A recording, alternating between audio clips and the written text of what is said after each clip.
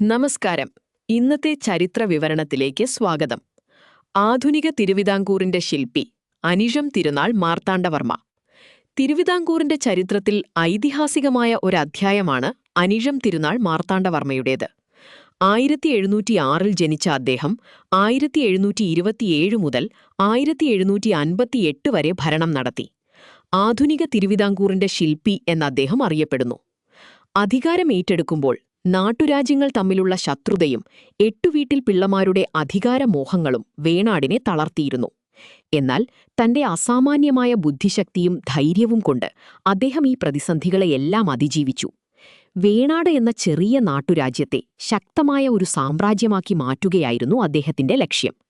ഇതിനായി അദ്ദേഹം ആഭ്യന്തര ശത്രുക്കളെ അടിച്ചമർത്തുകയും അധികാരം കേന്ദ്രീകരിക്കുകയും ചെയ്തു. സൈന്യത്തെ നവീകരിക്കാനായിരുന്നു അദ്ദേഹത്തിന്റെ ആദ്യ മുൻഗണന. തോക്കുകളും പീരങ്കികളും ഉൾപ്പെടെയുള്ള ആധുനിക യുദ്ധോപകരണങ്ങൾ സൈന്യത്തിലെത്തിച്ചു. തുടർന്ന് അദ്ദേഹം ഓരോരോ നാട്ടുരാജ്യങ്ങളായി കീഴടക്കാൻ തുടങ്ങി. കായംകുളം, കൊല്ലം, അമ്പലപ്പുഴ എന്നീ രാജ്യങ്ങളെ കീഴ്പ്പെടുത്തി തിരുവിതാംകൂറിന്റെ വിസ്തൃതി അദ്ദേഹം വർദ്ധിപ്പിച്ചു. ഇതിനിടെ വിദേശശക്തിയായ ഡച്ച് ഈസ്റ്റ് ഇന്ത്യ കമ്പനി അദ്ദേഹത്തിന്റെ വളർച്ച തടയാൻ ശ്രമിച്ചു.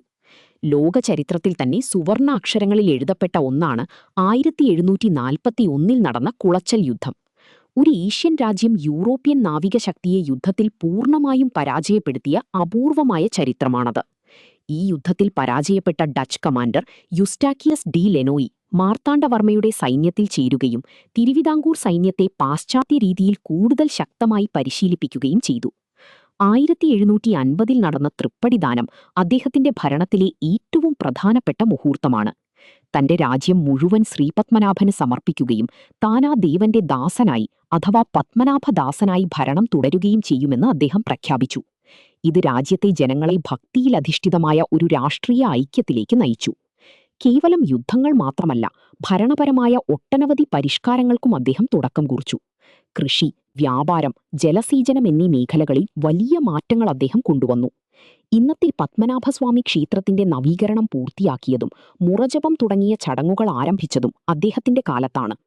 1758 അദ്ദേഹം അന്തരിക്കുമ്പോൾ തിരുവിതാംകൂർ ദക്ഷിണ ഭാരതത്തിലെ ഏറ്റവും കരുത്തുറ്റതും സുരക്ഷിതവുമായ രാജ്യമായി മാറിക്കഴിഞ്ഞിരുന്നു. മാർത്താണ്ഡവർമ്മ എന്ന ഭരണാധികാരി വെട്ടിത്തെളിച്ച പാതയാണ് പിൽക്കാലത്ത് തിരുവിതാംകൂറിനെ ഇന്ത്യയിലെ ഏറ്റവും മാതൃകാപരമായ രാജ്യമാക്കി മാറ്റിയത്.